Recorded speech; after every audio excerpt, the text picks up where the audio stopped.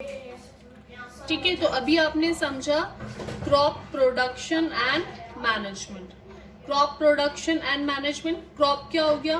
Crop का मतलब हो गया plants which are grown on large scale. ठीक है, लार्ज स्केल पे जब हम किसी प्लांट को ग्रो करते हैं तो वो हो जाती है क्रॉप या फसल।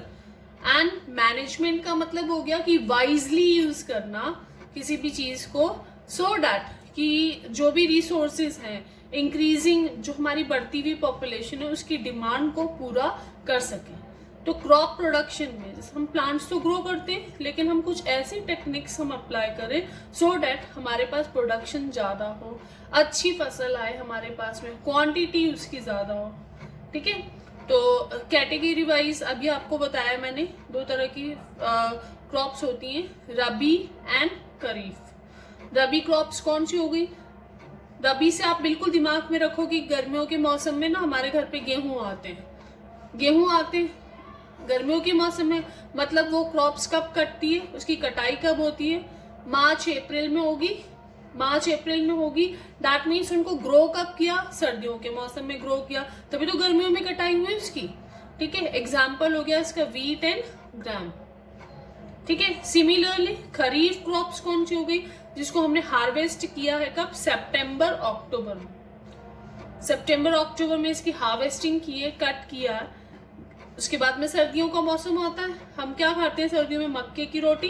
तो मेज, ग्राउंडनट, ये क्या हो गई? खरीफ की क्रॉप्स। ठीक है, हालांकि इन दोनों के बीच में, रबी एंड खरीफ के बीच में एक फसल और उगाई जाती है, एक क्रॉप और उगाई जाती है जिसको हम जायद क्रॉप्स कहते हैं। जायद क्रॉप्स है ना, जिसमें हमारा एक कुकुम्बर आपने सुना है, ये आता है। फाइन, अब आता है कि एग्रीकल्चरल प्रैक्टिसेस। एग्रीकल्चरल प्रैक्टिसेस क्या हो गया कि हम एग्रीकल्चर कर रहे हैं। कल्चर का मतलब क्या होता है? बढ़ाना, किसी भी चीज को इंक्रीज करना। ठीक है, अगर हम फसल क्रॉप्स का कल्चर कर रहे हैं तो वो हो गया एग्रीकल्चर। प्लांट्स का कल्चर कर रहे हैं लार्ज स्केल पे तो वो हो गया एग्रीकल्चर। ठीक है, तो एग्रीकल्चरल प्रैक्टिसेस कि एक किसान जब खेती करता है तो वो कौन कौन से स्टेप्स फॉलो करता है। ठीक है ना? ठीक है, तो सबसे पहला काम क्या करेगा जब किसान खेती करेगा? तो सबसे पहले क्या चाहिए हमको फसल के लिए? सबसे पहले हमारे पास खेत होने चाहिए खेत। तो सबसे पहले वो क्या करेगा कि खेत को तैयार करेगा। खेत में क्या होती है? मिट्टी को तैयार करेगा। ठीक है, तो प्रिपरेशन ऑफ सॉइल। सॉइल का मतलब मिट्टी, तो मिट्टी को वो तैयार करेगा। कौन? किसान, द फार्मर। ठीक है ना, मिट्टी को तैयार क्या करना है? मिट्टी को ऐसे ही क्या बीज उग जाएगा मिट्टी में? नहीं उगेगा, है ना। हमने कभी भी छोटे छोटे प्लांट्स ग्रो किए होंगे तो पहले हम क्या करते हैं? मिट्टी को थोड़ी सी डिगिंग करते हैं, थोड़ा सा खुदाई करते हैं ताकि मिट्टी कैसे हो जाए? लूज हो जाए। लूज हो जाए, नीचे वाली मिट्टी हम ऊपर ले आते हैं ना, लूज हो जाए सो डैट उसके अंदर एयर ट्रैप हो सके, हवा जा सके उसके अंदर हवा जाएगी, है ना। तो जब हम सॉइल को क्या कर रहे हैं? लूज कर रहे हैं। नीचे की जो हार्ड सॉइल है उसको ऊपर लेके आते हैं, सॉइल को लूज कर देते हैं। ठीक है, तो इस प्रोसेस को हम बोलते हैं टिलिंग और प्लोइंग। टिलिंग और प्लोइंग, प्लो करना, हल चलाना। किसान को देखा होगा ना आपने मूवीज के अंदर कि आगे बैल को बांध के वो खेत में ना हल चलाता है। तो हल चलाना is what is loosening of soil, वो सॉइल को लूज कर रहा है। This process is called tilling और प्लोइंग। आई बात समझ में? अब पहले तो किसान क्या करता था? किसको? बैल को गाड़ी के आगे बांधता था, हल के आगे बांधता था। लेकिन अब बैल से तो काम चलेगा नहीं, पॉपुलेशन इतनी बढ़ गई है। तो अब हम यूज करते हैं इसकी जगह पे ट्रैक्टर्स। ठीक है ना, तो ट्रैक्टर्स को यूज करके प्लोइंग ऑफ फील्ड की करते हैं, किया जाता है। ठीक है, अब हमारे पास सॉइल जो है वो कैसी हो गई? लूज हो गई बिल्कुल। उसके अंदर हवा जा सकती इजीली, उसके अंदर पानी जा सकता है इजीली, ऐसी सॉइल हो गई। तो अब हम क्या करेंगे? Second step is sowing of seeds. Seed को सो करेंगे। ठीक है ना, आपने देखा होगा किसान क्या करता है कि हाथ में बीज लेता है और उसको खेत में ऐसे स्प्रेड कर देता है, फेंक देता है। सॉइल अगर लूज होगी तो बीज जो है प्रॉपर डेप्थ पे, प्रॉपर गहराई पे जाएगा। अगर सीड ऊपर ही रह गया तो वो उगेगा नहीं, मिट्टी के ऊपर रह गया तो, है ना। इसलिए ploughing is the most important point here. उसके बाद में सोइंग हो गई, बीज को बोना। अब हम यूज करते हैं, हाथ से नहीं करते अब किसान, सीड ड्रिल। ये भी ट्रैक्टर्स के पीछे लगाते हैं सीड ड्रिल। इस तरह की स्ट्रक्चर्स होती है, ऐसा स्ट्रक्चर्स होता है जिसमें ना बीज जो है प्रॉपर डेप्थ पे, प्रॉपर गहराई पे जमीन के अंदर, मिट्टी के अंदर जाएगा, है ना, और प्रॉपर डिस्टेंस पे भी रहेगा, है ना। अदरवाइज क्या होता है, सीड एक जगह इकट्ठे हो जाएंगे। जब एक जगह इकट्ठे हो जाएंगे तो उनमें से किसी भी प्लांट को, जब सीड ग्रो करेगा तो उसमें से किसी भी प्लांट को प्रॉपर ना तो वाटर मिलेगा, ना उनको प्रॉपर एयर मिलेगी, तो उनमें से कोई भी प्लांट ग्रो नहीं करेगा। इसलिए ये बहुत जरूरी है कि सीड जो है वो प्रॉपर डिस्टेंस पे ग्रो किया जाए और प्रॉपर डेप्थ पे सो किया जाए। आई बात समझ में, ठीक है ना। तो हमने खेत को तैयार कर लिया, प्लोइंग कर ली, बीज को बो दिया, बस इतना ही काफी है? नहीं। अब जो थर्ड स्टेप है वो क्या करना है कि हमारे मिट्टी तो हर जगह होती है। अब अच्छी मिट्टी के लिए हमको क्या करना है, खेत में जो सॉइल है उसमें हम मैन्योर एंड फर्टिलाइजर्स ऐड करेंगे। अब मैन्योर और फर्टिलाइजर क्या है? मैन्योर क्या होते हैं? मैन्योर बाय नेचर ऑर्गेनिक होते हैं। ये हमें नेचुरल चीजों से मिलते हैं, जैसे कि काउडंग, प्लांट के जो वेस्ट हो गए, है ना, वेजिटेबल्स के जो वेस्ट हो गए, उससे जो हमें मिला वो हो गया ऑर्गेनिक मैन्योर। ये सॉइल को किसी भी तरह का नुकसान नहीं पहुंचाते, लेकिन इससे जो सॉइल है उसको ज्यादा न्यूट्रिशन नहीं मिल पाता है, ठीक है ना। इससे मेनली कार्बन, हाइड्रोजन, ऑक्सीजन, ये सब चीजें जो ऑर्गेनिक चीजें हैं वो मिलती हैं, ठीक है। और दूसरा होता है फर्टिलाइजर्स। फर्टिलाइजर्स बिल्कुल वैसे ही काम करते हैं जैसे कि अपन ने क्या किया कि भाई कमजोरी आ रही है तो हमने ताकत की दवाई ले ली, लेकिन ज्यादा समय तक आप ताकत की दवाई लोगे तो वो हमारे लिए नुकसानदायक है। बस वैसे ही फर्टिलाइजर भी क्या होगा, एक दवाई की तरह, एक केमिकल की तरह काम करते हैं। दे आर इनऑर्गेनिक होते हैं। इससे मेनली NPK, नाइट्रोजन, फॉस्फोरस और पोटेशियम याद रखोगे आप, प्लांट्स के लिए बहुत जरूरी है। N for nitrogen, P for phosphorus, K for potassium. ये न्यूट्रिशन सॉइल को मिलते हैं। लेकिन ज्यादा समय तक आप फर्टिलाइजर्स यूज करोगे, क्योंकि ये केमिकल्स हैं, तो सॉइल के अंदर जो जो यूजफुल माइक्रो ऑर्गेनिज्म है, जो प्लांट्स की ग्रोथ में हेल्प करते हैं, प्लस अर्थवॉर्म है। अर्थवॉर्म सुना आपने? अर्थवॉर्म को हम फार्मर का फ्रेंड कहते हैं, फार्मर्स फ्रेंड। क्यों बोलते हैं फार्मर्स फ्रेंड? क्योंकि अर्थवॉर्म क्या करता है, सॉइल को पोरस कर देता है, सॉइल में होल कर देता है, छेद करता है, जिससे इजीली एयर अंदर जा सकती है मिट्टी में, सॉइल में वाटर अंदर जा सकता है सॉइल में, है ना।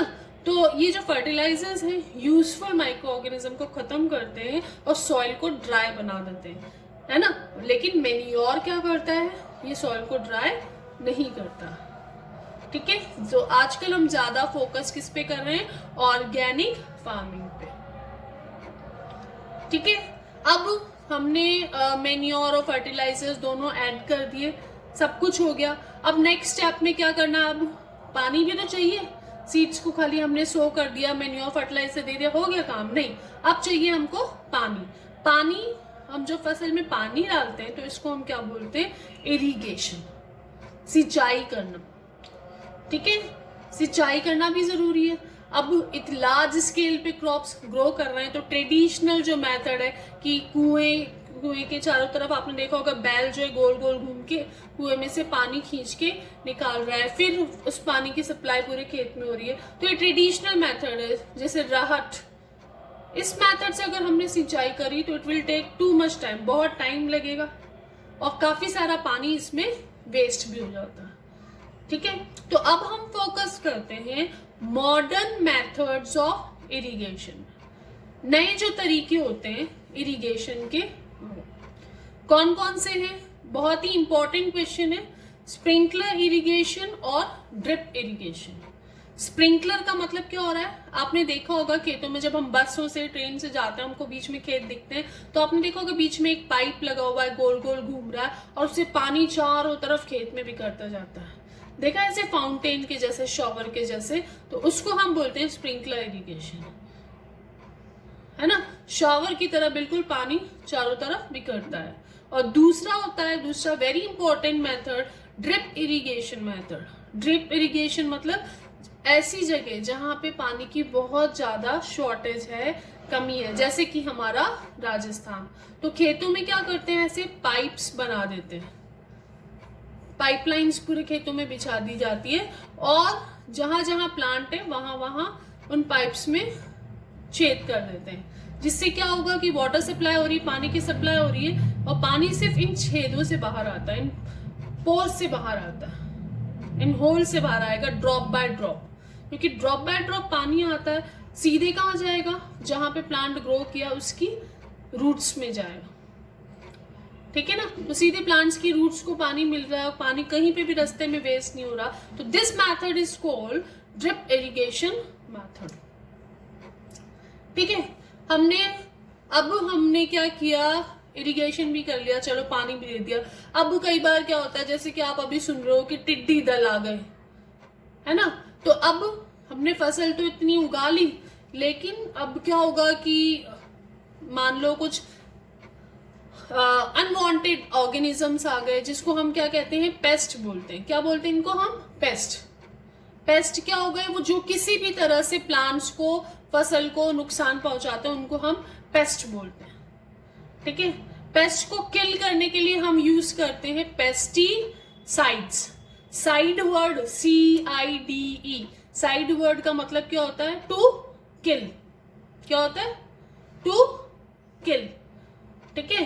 तो यहाँ पे पेस्ट को किल करने के लिए हम जिसको यूज करते हैं वो हो गए पेस्टिसाइड्स, ठीक है।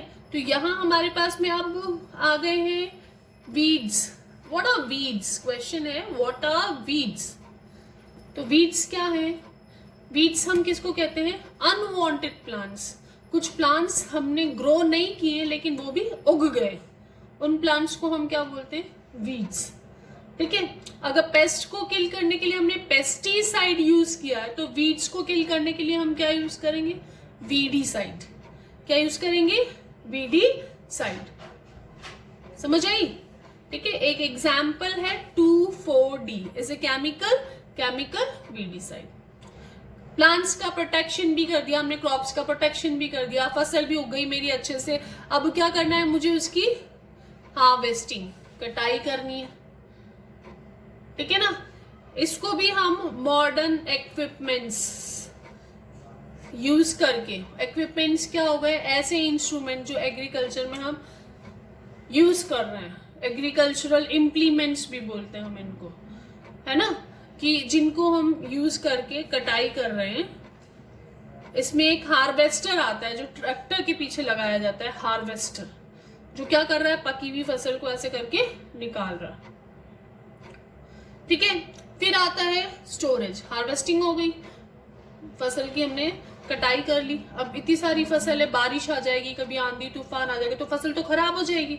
उस फसल को बचाने के लिए हम क्या करेंगे, अब उसका प्रॉपर स्टोरेज करना जरूरी है। स्टोरेज का मतलब उसको इकट्ठा करके रखना जरूरी है। तो लार्ज स्केल पे जो फसल का स्टोरेज होता है वो किस में होता है, बड़े बड़े टैंक्स होते हैं। अपने घर में तो छोटी छोटी टंकियां होती हैं, बड़े बड़े टैंक्स होते हैं, उनको हम बोलते हैं सिलोज, या गोदाम होते हैं जिनको हम क्या बोलते हैं, ग्रैनरीज, जहां पे क्या किया जाता है, फसल का स्टोरेज, ठीक है। आई होप ये क्रॉप प्रोडक्शन एंड मैनेजमेंट आपको समझ आया होगा। इसके बाद में एक छोटा सा टर्म यहाँ पे आपको दे रखा है, animal husbandry. Now what is animal husbandry, ये इतना सारा जो हम काम कर रहे हैं ना क्रॉप प्रोडक्शन मैनेजमेंट, ये एनिमल्स की हेल्प के बिना पॉसिबल नहीं है ना। तो हम क्या कर रहे हैं, यहाँ पे एनिमल्स को रियर कर रहे हैं, उनको पाल रहे हैं, ठीक है। अब एनिमल को रियर करना, उनको पालना, so as to get useful products from them, उनसे यूजफुल प्रोडक्ट्स को लेने के लिए है ना, एनिमल्स को रियर करना, उनको पालना। पालना में सब चीजें आ जाएगी, उसको हमें क्या खिलाना है, उसको हमने कहाँ रखना है ना, अगर उसको कोई डिजीज हो गई तो उसको कैसे ट्रीट करना है, और इन सब की स्टडीज जिस ब्रांच ऑफ साइंस में करते हैं that is called animal husbandry.